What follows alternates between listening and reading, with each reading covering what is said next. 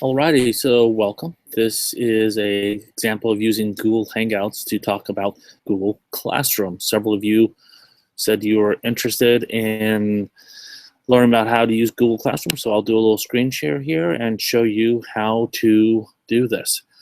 There should be, if I'm using this correctly, a Q&A, but I'm not seeing that, but so I'm learning about how to do the Hangouts myself here, but you can definitely email me if you have questions, if you're watching this, and always contact me later if you have a question.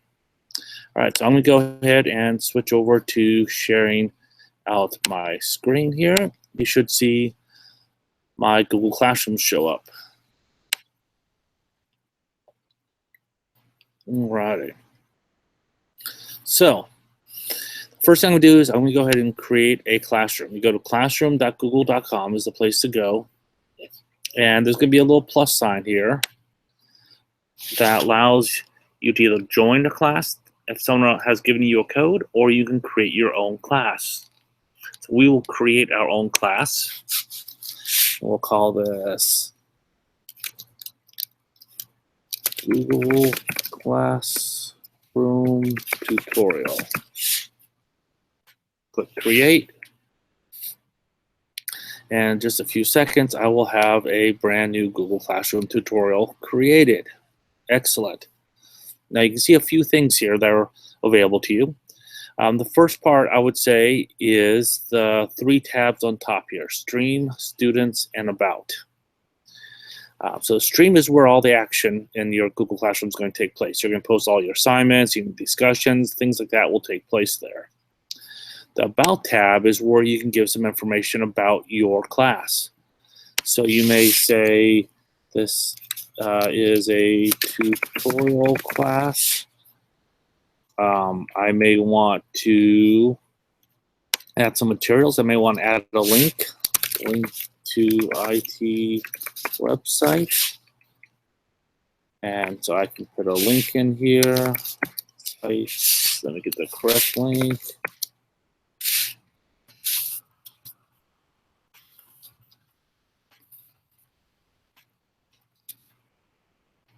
Go and add a link here. Okay, I'll post that. That goes to my About page.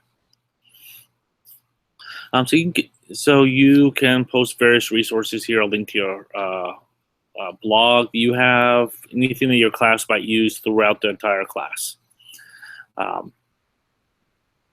You do notice that it does create a link to a Google Calendar. You now have a Google Calendar for this class. And that calendar is shared to all of your students. So speaking of students, how do we invite students? Click on the Students tab, and you can actually invite them. There's two ways. You'll see a code here in the middle that you can give to anyone, and they can join your classroom. That's one quick and easy way. Another way is to invite people. So clicking on the Invite tab, what you'll notice is there's a couple options here. One, you can just look for individuals, or I could go to groups. And all teachers should see groups that a group for each class that they teach. Or in elementary school, they should have one group. It'll look a little funky, the naming convention, but they should see their section number listed there. I'm going to use a sample SITS training one here. And I can go ahead and invite several people here. I'm going to go back one here to one of my other groups I'm thinking. Let's see. Yeah, here we go. Here's my one with sample students.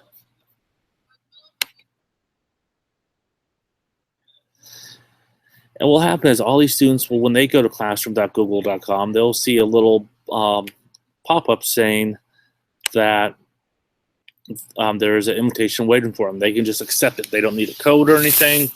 They're all ready to go. It should be all set. And that's how you can quickly invite students to your classroom. So the two options again would be one, using the class code here. That's one way. or you can click invite and then either invite people individually or by using groups. So those are two of the tabs here. The next thing is stream. This is where we'll spend most of our time here. So down the bottom right-hand corner, you'll see a plus button. When you put your cursor on top of that, you'll see four things pop up: announcements, assignments, questions, and reuse post. So we'll do the first announcement first. Announcement's a way to actually kind of get a discussion going. So you can write, please read this article and discuss. You probably want to give us a slightly better prompt here, and you can attach, for example, a PDF that you might have on your computer. Any type of file will work.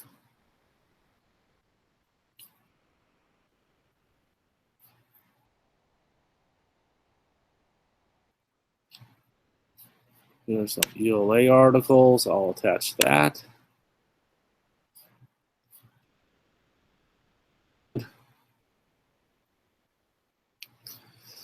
And here we go. So I've got my post ready to go. Now, a couple things. On this little drop down here, I can either click the post and it'll go immediately to all my students. I can save as draft and it'll go in draft mode, and I can then post it whenever I feel like it. Or what lots of teachers like is schedule. Maybe I want this to go live after school today. I could do 5 o'clock p.m. and I'm going to schedule that. Now, I don't need to have to worry about coming back, remembering to activate it to post it at 5 o'clock today. It'll automatically become active for all of my students. So that's the basics behind an announcement. I'll just say one thing that's nice about this is you can actually post an announcement. Don't forget field trip tomorrow. Multiple different classrooms. 5 different classes I teach. I can post it to multiple ones here if I wish. Feature there. And again, you can attach a Google, any file you have, PowerPoint, Word, PDF, an image. There's a YouTube video embed to a particular website. I can go ahead and post that. And there we go. Now I've got a post here. Now you do notice there's comments here. So this is how you get a discussion going. On your discussions here, you can, students can respond with whatever questions they might have about whether they need to bring a lunch, what time the field trip will be back by, can they bring their mobile phones, something like that. So this is how a discussion like this would take place.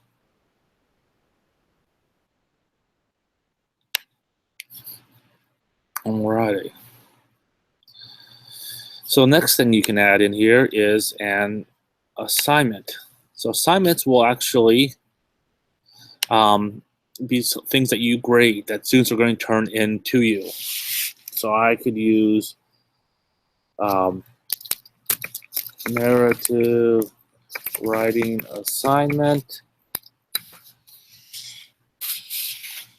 Now I can attach a regular article here, a PDF or something for students to read about this, but what I might want to do is give them a template. Maybe there's a particular template I want them to use.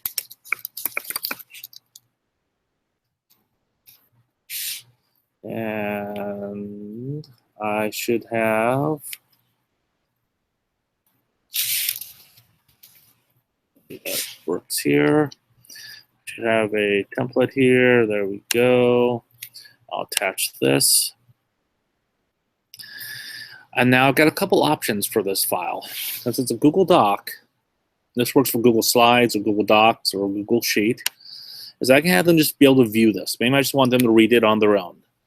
But more likely, I might want them to actually be able to edit it. Now, if I choose students can edit file, this will allow all the students in the class edit this one copy of the file. So everybody will be working on the same file. Most likely, what you want is actually for it to make a copy for each student. So this will make a copy of this template for every student in your class so they have their own version of it. Okay, so that's probably the most likely. I'll go ahead and click assign. And there was a due date there as well, so you assign a due date for when you want your students to be able to turn this in. Now when students open it up, they will have a turn-in button in the top right-hand corner, and when they do that, the number, you'll see right here who's finished it and who hasn't.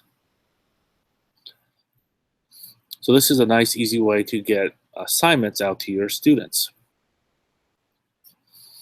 The next thing here is creating a question. So I might want to say, who is going on the field trip tomorrow? Give a short answer, maybe options are yes and no. Okay, I can maybe they can see the class summary. I can turn that on. Okay, again, I can choose which classrooms I post this to. Press ask. All right, so now I have a question that people can respond to. Okay, so you can do multiple choice or just kind of short answer questions here. These ones you can track. They're a little different than a discussion. It's going to be more of a kind of an assignment that you can actually see who has and has not done that particular assignment here. Here, I can see all their answers. Obviously, no one's done it quite yet, and I can also give it a grade. I can tell how many points it's going to be. Maybe this is going to be ungraded. I just want some information here. And this is the question here. So you can go in here and see all your responses as people are responding or giving you some feedback. The last one is reuse a post. So this is if you've done some work in another class. I could pick this one here, and it'll find all my posts, and I could take a post I used back in December for a different class and now reuse this post in my new classroom. So if you've done something previous that you have a common one you use often, okay, you could reuse these fairly easily. So you're starting to see all the various things we posted here. Now remember, sometimes, don't forget the field trip. I can always move that to the top if I want that to be the most important one. So there's a little bit of reordering I can do. So now it says don't forget field trip is the top one here on the list. So these are sort of all the basics here behind Google Classroom. There are a bunch of little other things. You can change the background theme is a common one. Let's see, for the stream here, give me a, you can take off, so anything deleted is no longer, if you delete something, it's no longer showing there. So if in case you accidentally put something in there, you won't see it. Students won't see it after it's been deleted. Here on the left-hand side, you see due tomorrow. So students see a little brief summary of what they need to be working on, what's upcoming. So those are some of the main things there. On the About one here, quick link to the Google folder that's been created for all the assignments in your classroom. So inside here, you'll see a folder for each assignment, and then you'll see all your students' documents related to that assignment. So that's kind of a nice little handy organizational thing going on there. You can also invite a co-teacher. They have to be within Cupertino, but you can click here to invite maybe another a instructional aide, a administrator, a counselor, another teacher you share the students with. You're welcome to invite them here as well, so they can both post and do some grading of some assignments as well. So those are the main things here in Google Classroom. It's pretty simple. It's pretty straightforward. Definitely play around with it. Invite a couple of friends in and have them kind of see what the assignments look like. Have them give you some feedback. and get creative. The great thing about Classroom is so wide open. It's really what you make of it, how creative you are using your assignments, what kinds of activities you give them to engage in. But it's great kind of workflow tool for your students to be turning their work into you. If you have any questions, please let me know. Thank you for coming and hanging out for this last 15 minutes. And I look forward to seeing you sometime soon. Take care.